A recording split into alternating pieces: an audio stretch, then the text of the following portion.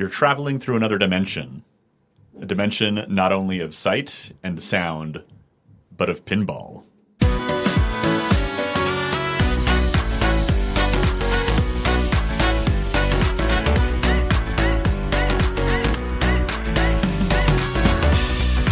for the captive ball.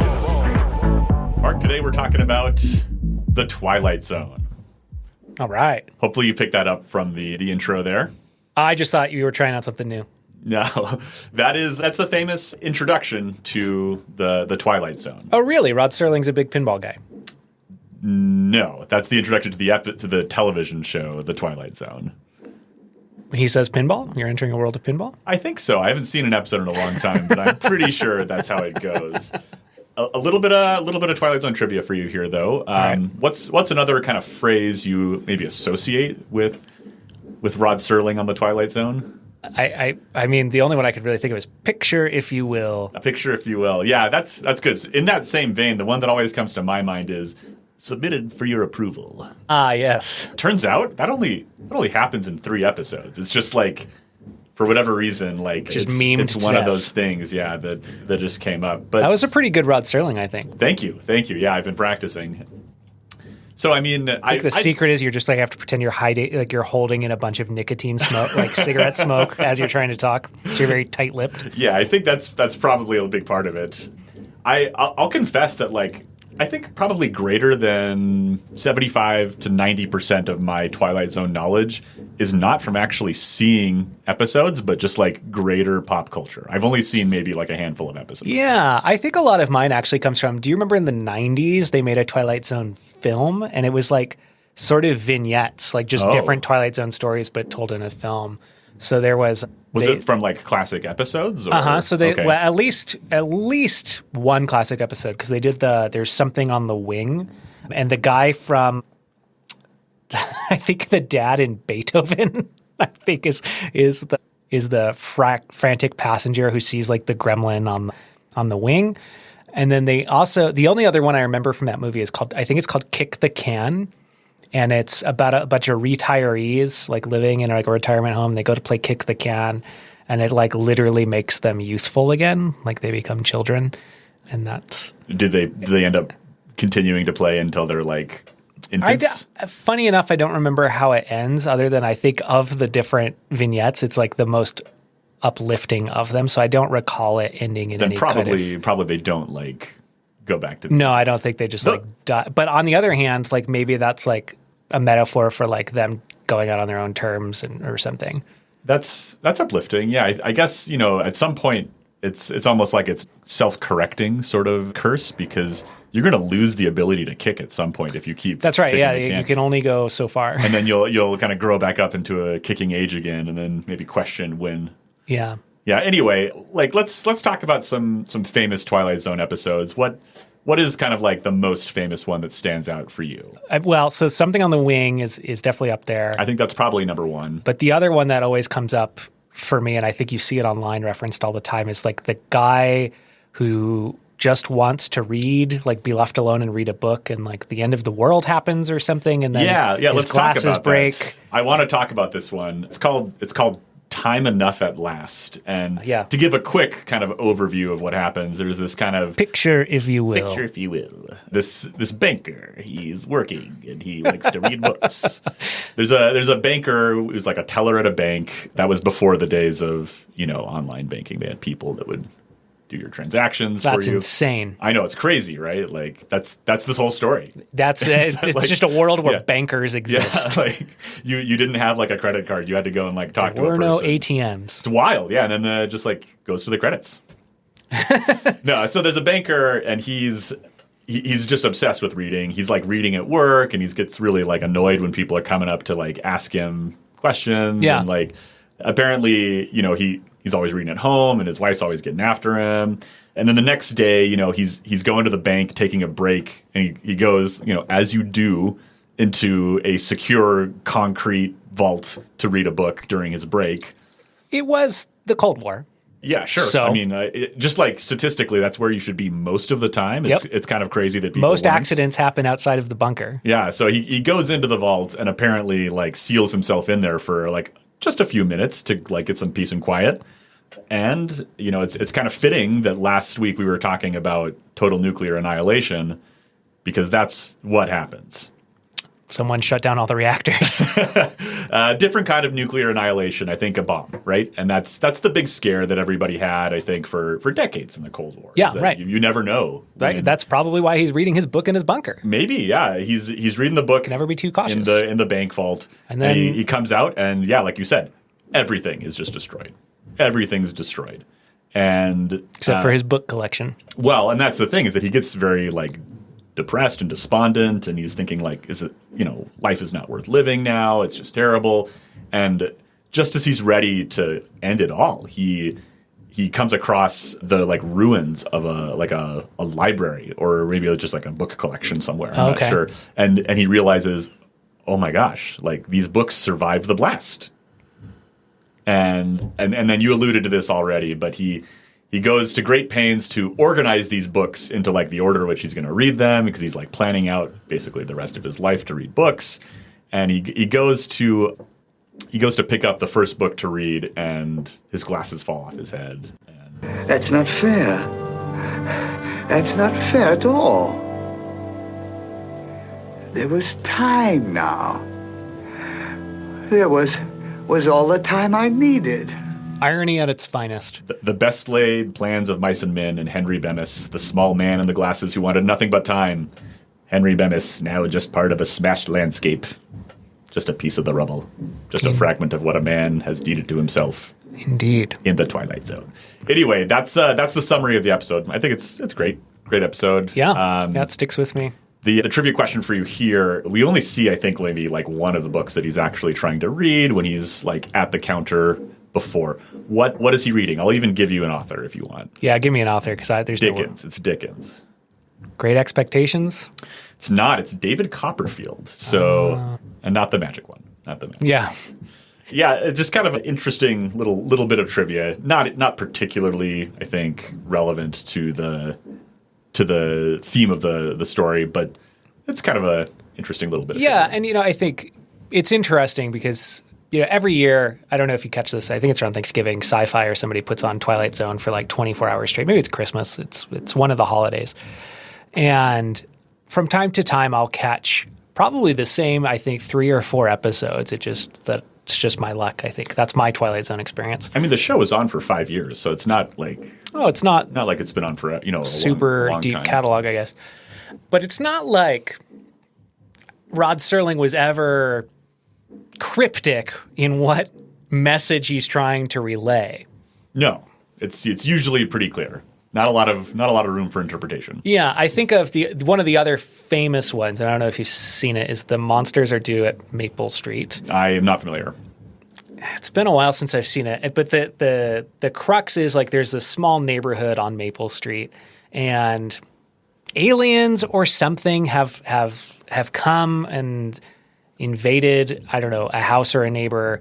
And basically what happens is paranoia and jealousy overtake the neighborhood, and this once loving community falls into shambles because they all start hating each other and standing against each other. And it's just the Red Scare of the episode. Do you know what I mean? Like it's just about necessarily come with bombs and explosions and fallout. There are weapons that are simply thoughts, attitudes, prejudices, to be found only in the minds of men.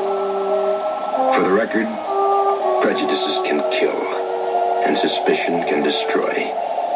And a thoughtless, frightened search for a scapegoat has a fallout all of its own.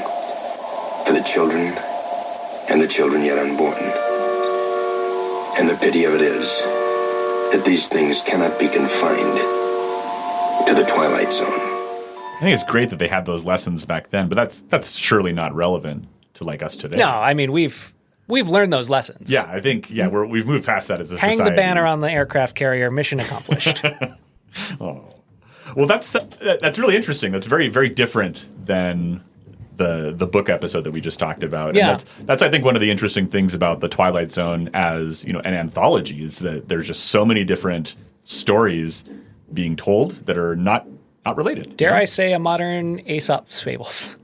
Yeah, that's a fair comparison, I think. It's really interesting that they're all kind of their own self-contained little stories. Yeah. And that makes it kind of an interesting challenge, I would say, to adapt that brand to something like a pinball machine. 'Cause, That's like, true. What do you do? That's true. And because, things that stand out to me as like memorable episodes are not necessarily going to be the same standouts for everybody else. So how do you pick the catalog to resonate with the largest audience you can?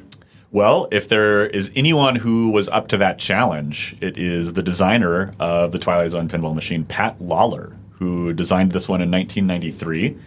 Pat, long-time fan of the show. Long-time friend of the show, Pat Lawler. And listeners will remember that Pat Lawler has made not one but two previous appearances on the podcast. He designed the Addams Family and Willy Wonka.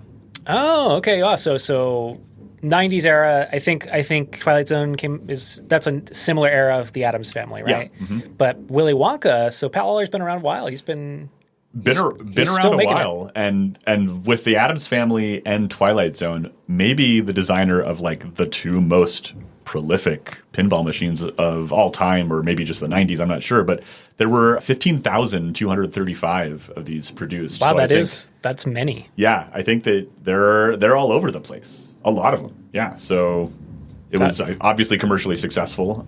I saw a bunch of charts from when the machine first came out, describing how players would replay and play longer for the Twilight Zone than any other machine, and how if you're an operator, this is the one that's going to get you all the quarters. And that's something I've talked about in the past, how a lot of pinball machines seem just designed to be sort of like quarter separation devices, and just pull as many quarters as you can. Yeah. But Pat Lawler, I think, has a way of doing it, at least with Addams Family, in kind of a unique, fun way that you don't feel bad about it. Yeah, I recall, and I felt this way too, I think, when we reviewed Willy Wonka, like the categorization I've put Pat Lawler in is tough but fair. Like it's a challenging shot, but I don't feel like I'm getting ripped off or like something that is so unachievable. Like he may not be designing with me in mind, like as like an amateurist, but like it's nothing that I've ever felt in his designs like absolutely brutal. Yeah, and that's a hard thing to design for. So let's talk a little bit about the Twilight Zone machine before we go and play it. Great. It's got a lot on it. A lot of decals, a lot of toys, a lot of tie-ins to episodes that I don't understand. But like in general, your goal is to kind of build up some shots and eventually unlock the ability to fight the power. Okay, and is that a Twilight Zone thing? As far as I can tell, it's not. I think we saw the power once previously, though. Yes, the Addams Family. I think I called out specifically that the game design references the power not as a thing that you battle, but as like there's a magnet underboard, like sort of near, if you remember where the Fester scoop was on the Addams Family, in the lower center. There is a magnet under there that occasionally could activate and whip your ball in any particular direction, and I think that mechanism was called the power. So if this game does this game come out after the Addams Family? Yeah, this is 1 year after Addams Family. So I wonder then maybe if Pat Lawler really was taken with this design idea and wanted to take it to the next level and now the power is like an antagonist that you can engage with directly. Yeah, he designed the power for the Addams Family, realized that it was too powerful, and now designed a whole pinball machine to defeat the power. I like this Pat Lawler cinematic universe we're coming up with. Yeah. So tell me about what is the power like in the Twilight Zone? So the power is this kind of nebulous enemy that you're fighting, but it does also involve magnets, because in order to battle the power, you've got to get up to an upper playfield. There's a specific shot to hit to get up there, but you can't always have access to it. You got to unlock access to the upper playfield through hitting other shots. Cool. But once you get up there, you're going to battle the power by kind of bashing the ball against certain targets, which normally you would do with a flipper. Yeah, right? you'd some mini flippers or something, right? Sure. That's what you'd think, but in this case, there are magnets up there that are like magnetic fake flippers. They're magnetic flippers, essentially. So it's not hit like the left and right to make it a magnet on either left or right side, like bash. Okay, so it's not like there are flippers and magnets are derailing my shot. my flippers are now magnets. Yeah, and you control them importantly. You control when they're on. And so that's kind of like the unique thing is that we've seen magnets a few times before, Addams Family or Black Knight, but a lot of times it's something that like captures the ball with or without your control. In this case, you're turning on and off these magnets and trying to time it so that you hit targets to defeat the power. That's really interesting. Yeah, so that's probably like the most interesting thing to do. Other than that, like you're able to send balls up into a pinball, or excuse me, not a pinball machine, a gumball machine.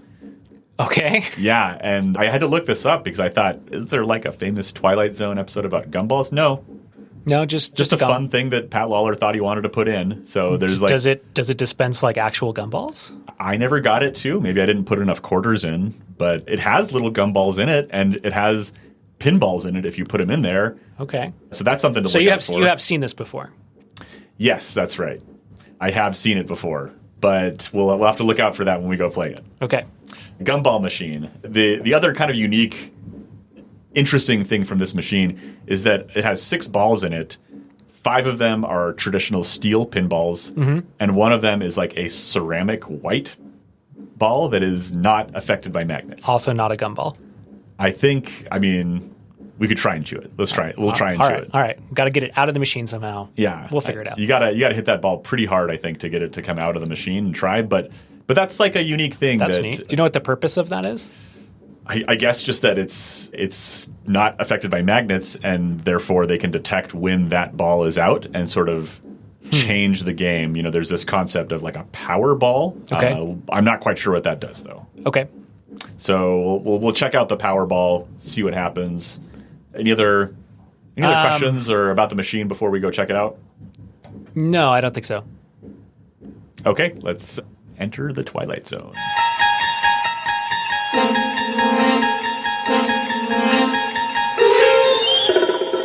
All right, welcome back. We've just played the Twilight Zone, and this, you know, like a lot of machines, is one that I have played before because growing up in the 90s, you couldn't avoid this machine. It was one of those, like the Addams Family, that was everywhere. But this, I think, is the first time that I've really sat down and like understood what I was doing. What did you think? It's goofy. Like there's something unique about it. Like I think I don't know if it's just all the mechanisms or like the toys or whatever, but like it feels very much its own thing. And I don't know that I've ever encountered that before. Yeah, it's its own thing in spite of the fact that it's branded as a Twilight Zone pinball machine. You know, we talked about this before, but like a lot of the things on the playfield are call-outs or tie-ins to an episode. Yeah. But some of it just isn't. Like the gumball machine is just like kind of a fun thing that, you know, they came up with, and same with the power. Right? Yeah. It's like, it does feel like its own. But both of those, as I think you pointed out before we left, like the gumball machine sort of evokes like some Twilight Zone like memory, like some Mandela effect in you or something where you're like, yeah, there's got to be, I remember something with a gumball machine. I wonder if it's just like from the era, you know, like, I don't know, maybe it's just like a Pavlovian response, see a gumball machine, put quarters into something, right? Yeah, anyways, it's that and the power both felt like they fit, you know, aesthetically into the Twilight Zone, even though they don't. So like it's interesting. Like I found it very unique overall. Yeah, overall I liked it. I appreciated it. I thought that it holds up in spite of the fact that it's a 30-year-old, you know, pinball machine. Oh, that's math I didn't want to do. Yeah, right. So yeah, not exactly a new machine, but I do feel like it holds up. Okay. Yeah, so I think like we usually do, we want to talk about kind of 3 categories of like just how we think about the pinball machine. We want to think about the design, and that can be, you know, playfield design or game rule design, something in that sort of area. The theme, how well does the machine sort of capture the theme of the pinball machine, and just generally how fun is this machine to play? And that's sort of a catch-all for maybe anything we didn't capture in the first couple of categories. So I guess just to get that started, I'll talk a little bit about the design of the machine. I really liked how there were a lot of interesting mechanics on this playfield that were unique to the machine, and certainly unique at the time that it came out. It could have been just like revolutionary, right? Like We talked about the ceramic ball. I thought that was kind of neat. The magnetic flippers, that was pretty cool. As a playfield design, that shot to get up into the upper playfield, I don't know if you remember, but there was like a little like mechanism that it would kind of catch the ball for a second, and then depending on whether you were allowed in the playfield, it would either let you through, or it would kind of like dump you down back onto the playfield again. Yeah. And I thought that was so cool because like you could have done that, I think, much cheaper. Yeah. With just like a little, one-way kind of flip toggle thing that would just like push you down or whatever. But instead they went to the pains to like design this custom mechanism. Yeah, like to a kind claw of like, almost that would just like kind of drop you back down. And that was just so cool. So lots of cool stuff in the design of the machine. One thing that I thought was really going to affect me that ended up not was there are these kind of 2 ramps at the top that are the gum and ball ramps. Yep. Like you're supposed to spell out gum ball to start a multi-ball or whatever. Yeah. And I thought those things are too close. Like it's going to be impossible to figure out which one to hit. It's going to like get in the way all the time. It actually ended up being okay. So like even though these 2 ramps I thought were like really tight, I thought it worked out. And I was able to kind of like pick and choose my ramp as appropriate. And maybe it was just the luck of the draw. I mean, I agree with you on all points. And to that end, I feel like it's cramming a lot of usability into your standard kind of small space that is a pinball area. And that space is even smaller when you consider that they added that upper playfield area for the power battle mechanism. And so like it's clever designs in how they fit it all in there. It's really hard to do, I think. And a lot of times pinball machines that try and cram in a lot of targets and shots, they pay for it by making those shots like impossible to hit. Like you're always bricking them. You're always hitting like something else. Yeah, and I think it's like a giant spider. Oh yeah, he was on the wall earlier. All right, hey buddy. It's a daddy long legs though, so we're chilling. We chilling. We big chilling. All right, we'll edit that part out.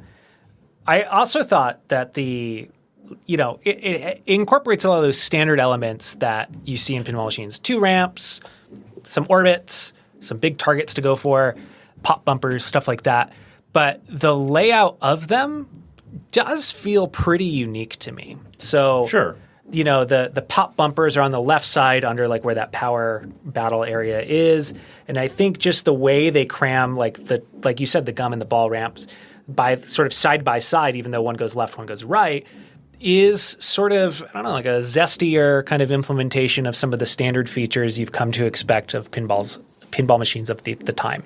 Yeah, I think given the tightness of all of the features on the playfield, it really could have been a lot more chaotic. You could have had a lot of times when the ball kind of like got out of control or went somewhere it wasn't supposed to. But I don't think I ever really felt like that. I don't feel like any sort of rebounding ball came back, down the middle in an uncontrollable way. Like a lot of thought went into it. Yeah, and by the way, that is like I think almost an exact note I had for one of Pat Lawler's other machines. Like when we played the Addams Family, I felt that was like a note that I've kind of taken as almost to be a hallmark of him now, where like the shots can be challenging, but they don't immediately brick you when like you fail the shot. Yeah, and so I think that's kudos for that. I think Pat. Yeah, I think Pat Lawler continues to be one of the designers that I appreciate the most, even though I think his designs continue to be for caliber of players that are better than me. Yeah, that's true. But like this is definitely one you could see where you'd want to put in a lot of time and get. Yeah, I think the the growth curve is attainable. It doesn't just like ramp up immediately. The last design note that I had on my end is I want to talk a bit about the skill shot because I thought that was also a pretty unique design to Twilight Zone compared to other machines. Specifically the fact that normally if you just launch a ball into a playfield, it's going to go out into like the back area somewhere, loop around. In this one, if you hit a full charge shot, it's going into a scoop. And then it's immediately going to come out of like the main scoop in the playfield that you try to hit and unlock it's like a slot machine that starts different modes or whatever. Yeah. So if you hit like a full strength shot, it just goes into the scoop, pops back out to you in the lower playfield. So it doesn't even do this like loop around the playfield. And I think that in itself, you've seen more of in recent machines, but is fairly unique by itself. I think it's not common, and it probably wasn't common in 1983. Yeah, and I think there's something ethereal, I think, about doing that. Like like it's almost like a magic trick, right? It goes into a scoop and then like, oh, magic, it comes out of the other scoop. Yeah, and let's talk a little about these whatever super skill shot or whatever, because like you said, you normally will hit it into a scoop, but yeah, right. So then I think it's just the normal skill shot then at that point, because like if you hit full power, it's not really not skill shot. Yeah. So if you hit it light so that it does not roll into that scoop, the ball rolls back like it's going to go down back to the plunger, but then there's like a one-way gate that it's passed through at a certain point, and that one-way gate slides the ball almost over to like the main playfield scoop, and then it'll drop into a secret scoop that launches the ball all the way. There's like a rocket ship on the playfield design, and so it rockets over towards what I'll call the hitchhiker area, and where the pop bumpers are on the left side, to grant you kind of your skill shot. And I think that's kind of a cool design because it feels a little hidden. It feels like it's rare that skill shots are about like just enough power to barely get the ball out onto the playfield. Yeah, I 100% agree. I really like skill shots that are about kind of finesse rather than getting lucky with timing on some, target up at the top or something that like you don't feel like you have as much control over. But I felt like the skill shot was something I could practice and get better at. I think I hit it probably half the time, but like it was really easy to just give it a little bit too much power and it just went through the regular scoop. So a satisfying skill shot and a good payoff, I think. Yep. It was really good. And the actual last note that I have then on the design is that the upper flippers, I feel like a lot of games that use upper flippers, and I'm not talking about the power, because those are magnet flippers and those don't really count. There are two upper flippers still in the playfield. One is like super stubby and short, and it's right below, you talked about that rail that has the claw that kind of drops the ball in. It drops it in right by this upper tiny, tiny flipper that you can then use to reliably hit over into the upper right playfield area. And there's like a ball lock up there. There's like a robot mode that you hit up there. And then on the right side, there's also like kind of a mid-level playfield upper flipper. And in a lot of pinball machines, I feel like the upper flippers are sort of afterthoughts, or they're for like impossible shots that they're designed for expert players to really leverage. And I felt like the introduction of these here was well placed enough where I felt like they were more helpful than hurtful when I tried to use them. Yeah, great placement of the flippers. And I think a lot of that just speaks to the overall design of the shots and targets, that they were useful and not punishing if you didn't hit. And that's a hard thing to get. Yeah, right? Agreed. So what was your score for the design of the Twilight Zone? I gave it 4 out of 5. I really, really enjoyed the design. I thought it was unique. Honestly, I could probably be convinced to put it out of 5. I think there's just a lot of cool stuff going for it that I really, really liked. Yeah, I also gave it 4 out of 5. I had one note that is one thing that I never quite figured out. There was sometimes on the right when the ball was going kind of behind, like near that rocket ship in that like back area, the Twilight Zone music would play, and it would I almost felt like it was holding the ball there sometimes for a second to like line up with the music, but sometimes it wasn't, and like it was really confusing to me that like the ball wasn't coming out as fast as I expected it to. Yeah, I wonder a little bit if that was the machine we played, because I had a few times battled the power and then the magnets turned off, and then instead what should happen, the ball should settle in this like little small play area, and then there's a drop where you would normally drain a ball down the center. But for whatever reason, the ball would land in the bottom right corner, and I would have to get a tilt to get the ball to actually drain. Like ball search wouldn't do it. And I wondered if if that just means because the machine is tilted on the left or on the horizontal axis in a little bit too much to the right, that maybe that impacted what you're thinking of there. Yeah, very, very well could have. And I think really overall, it's just that like a lot of times when I play these great machines, and I had a great time playing it, I get maybe even more like, I don't know, strict about any little ticky-tack thing that I can find because I don't want to give perfect score. Yeah. It's like the baseball like journalists who never want to make a first ballot Hall of Famer because Babe Ruth never made it on his first ballot. Yeah, so I think really not a lot bad to say about this machine design-wise. I really think it does just so much right, and I gave it a 4, but like you said, could be convinced to give it a 5. I think for me the biggest knock was the power battle thing. Just it's a cool idea, but the execution of it doesn't really work for me. I mean, be honest though. Are you just saying that because you didn't defeat the power? Well, I mean, obviously, but like a little bit because I felt like the magnet zones, and maybe it's just because it's such a unique gimmick that I don't have enough experience with where I should be engaging the because you hit the flipper buttons to engage the magnet, and maybe my timing on that is poor, and I think it is poor, but like. I don't know. It doesn't work for me in a way that. Yeah, I agree, and just for. We get it. You beat the power. I did defeat the power. Yeah, we get but it. But I did feel what you were saying that like. I was just kind of mashing. Like I was just like. Right. I didn't feel in particular control, and I think maybe one part of it is that there was not like a visual or even audible kind of cue that would be kind of neat. When the magnets were active versus when they aren't. And maybe that's like a physical limitation of that kind of electromagnet that like it takes a half a second to warm up. Or I don't know. How do magnets work? No one knows. It would be kind of interesting, I think, to have like an LED or something. Like if you push the flipper, maybe it like a drop of water, right? Like it pulses out from the center so you could see how the magnet how the magnet should be propelling. Like a visual indicator would have gone a long way for me to understand what I was doing. Just like a visual indicator of what's supposed to happen, but I also would like a visual indicator of like timing, relative to when you turn on the flipper. I think if I push the flipper, I would like to see like that like little pulse of like what that force should look like to the ball.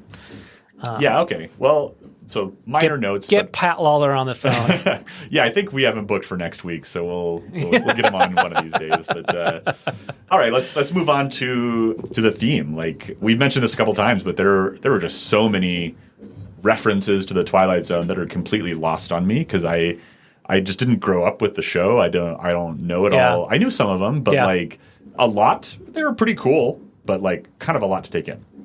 Yeah, definitely agreed. And I felt like I knew that the monsters are due at Maple Street were there. The pop bumpers, all the cars honking, I think is a reference to that. I recognized the reference to when you get the extra ball, it says like Talking Tina, I think, grants you the extra ball. Oh, yeah. And so I recognized some of that. But a lot of it, sort of indistinguishable. And I think I treat it as a knock here because it is the Twilight Zone pinball machine. So as the theme works for that IP, I feel like it doesn't. On the other hand, because again, and then you touched on earlier, the power, the gumball machine, those are things that are big features that actually have nothing to do with the Twilight Zone. So from that point of view, like some of your main draws aren't even relevant to the IP that you're trying to sell. And so it's, a certain way, it's like it's a really cool pinball machine with a Twilight Zone skin on top, and that skin does nothing for me. That's a very good point. And in my case, I viewed that almost as like a positive. Like I appreciated that there was like lip service to the things you needed to have in a Twilight Zone machine, like a spiral effect for, some sort of like the Twilight door. Zone mystery. Yeah, doors and the Twilight Zone music. But then the things that I liked thematically about the machine were the things that were unique, not related to the Twilight Zone. So like the ceramic ball, the gumball machine, the power magnetic battle and so forth. So that was okay for me. I felt like it did a good job of like still being a Twilight Zone machine, but not like forcing it. Yeah, and it's funny because I think we're saying the same thing. It's just in the case of how I want to rate it on theme, like this would be a high rated theme for me if it was a unique IP. Like at that, and probably in the 90s you wanted the IP because you could hook people on like, oh, I know the Twilight Zone, I'll play that. But like this is maybe more of a I'm knocking it because I love the execution. I just like put something unique on it. Like this is not a Twilight Zone machine. Yeah, I think that was my one sort of negative point for the theme was that all the tie-ins that it did have, I guess they had to be there, they didn't feel particularly connected to the game, which was a great game. Yeah. But like the camera shot. Why was it a camera? What did that mean? Like, what is it could have been anything. Yeah, it could have yeah, been any shot. Yeah. So, there was what, like a camera, there were like hitchhikers, robots. Robot shots, we get it. There are references to the Twilight Zone, but it didn't seem like they had any connection to the mechanics. Yeah, it doesn't elevate the gameplay. Yeah. So that was my only knock. I still gave it a 4 out of 5 because I really liked everything about it. Yeah, I think this is the first time I've ever rated this category and sort of wished I had like a subcategory almost of because I want to say the theme for me is a 2 out of 5 if I'm judging it as a Twilight Zone theme. Oh. On the other hand, I think as a weird hodgepodge of just stuff, it's awesome. It's a really cool, engaging world that it's put me in, but none of the world that I'm engaged with is Twilight Zone. And so for you, that matters enough that you gave it a lower score? Or I think it's just that's the way I'm viewing theme, right? I'm judging it as a theme of a Twilight Zone machine. Mm-hmm. And it doesn't hit that mark on that. On the other hand, it does. It is excellently executed if it was themed anything else. All basically. right. Well, you gotta commit then. What is your score? It's a 2 out of 5. Okay. But I want it on the an asterisk there that someone says it's not because the theme is poorly it's only poor in the lens of Twilight Zone. It's. I'm going to go ahead and just amend the bylaws of the podcast right now in real time and say that if you want to make that your rubric for theme for this episode, you do it. But I'll give you to the end of the episode to decide. I don't want to put you on the spot. Yeah, that's this is going down in history, Mark. As well, here's the challenge that I'm facing, Drew, is because at some point I want us to do a retrospective where we go and we start saying, machines that have a certain threshold of scores that we rated are in the pantheon of all-time greats. Yeah. And a score like that hurts the Twilight Zone, but my gut check is Twilight Zone, from my experience playing it, probably belongs there. It's unique and it's engaging and it executes well. So I don't know. That's where I'm a little bit torn. We're going to get a little meta here, talking about why we have these categories. The categories are not to, we talked about this before we started recording any episodes. The categories are not to be the definitive score of a game, but rather to drive conversation about it. And I think we've had a great conversation about it. And so now it's a question of whether you're going to let the tail wag the dog and keep the Twilight Zone out of our best of episode. Yeah, right. Well, anyway, we'll come back to it. So getting on to fun.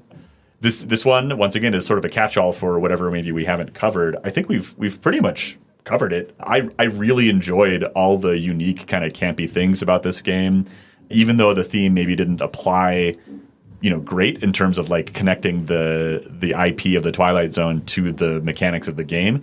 I still, liked hearing the theme music. I liked seeing the little animation for the hitchhiker on the screen. Yeah. All of it was just great.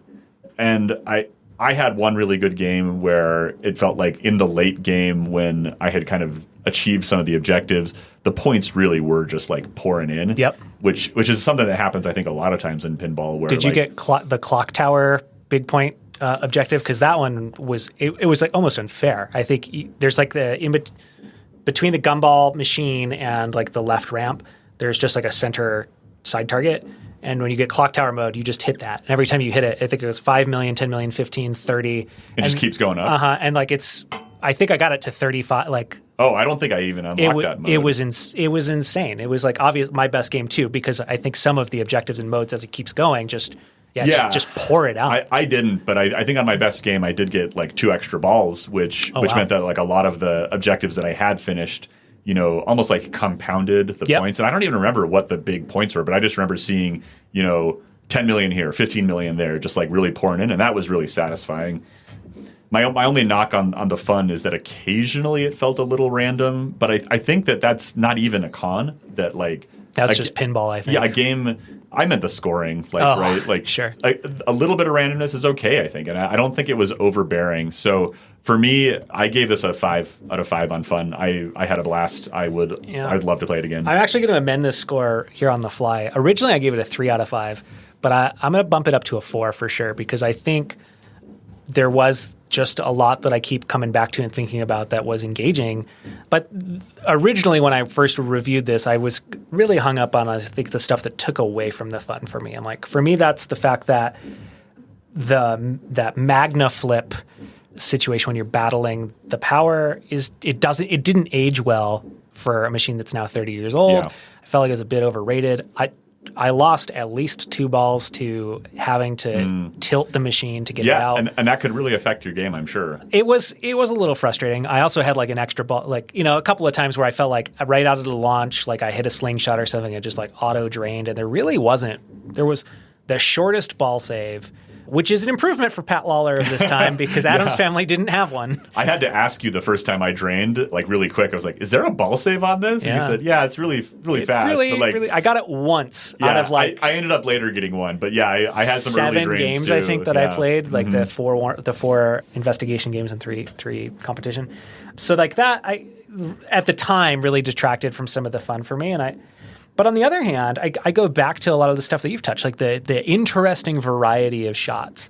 The gumball shots, the clock tower shot for me was super satisfying because it was like also I was just dialed in to like normally I get frustrated if I can't hit like either lane, and like just finally being able to split the difference to pay out for me was really, really nice.